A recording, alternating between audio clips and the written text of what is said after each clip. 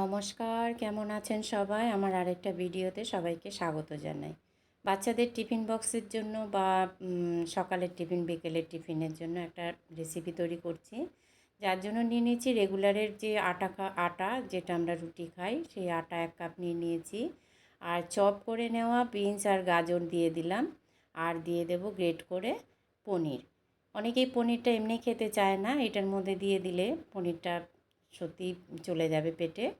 তো পরিমাণ মতো লবণ দিয়ে দিলাম আর দিয়ে দিলাম 1 চামচ গোলমরিচ গুঁড়ো। আপনারা চাইলে আরেকটু বেশি দিতেই পারেন বা বাচ্চাদের জন্য চিন্তা করে বানালে একটুখানি ঠিক আছে। তারপরে জল দিয়ে এটাকে ভালো করে গুলিয়ে নেব। ব্যাটারটা এমন হবে যে দেখুন, না পাতলা না ঘন, এরকম হবে। এরপরে আমি একটা তাওয়া গরম করে নিয়েছি, তার মধ্যে 2 চামচ সাদা তেল বা যেটা রিফাইন তেল দিয়ে দিলাম। তারপরে আমি ব্যাটারটা এই তাওয়াটার মধ্যে দিয়ে দেব। আমার ভিডিওটা যদি ভালো লেগে থাকে প্লিজ লাইক, কমেন্ট, শেয়ার করে দেবেন।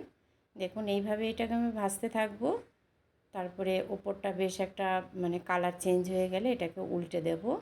এবার দেখুন কালারটা চেঞ্জ হয়ে গেছে। এইবার এটাকে উল্টে দিলাম। মিডিয়াম ফ্লেমে এটাকে আস্তে আস্তে ভাজতে হবে।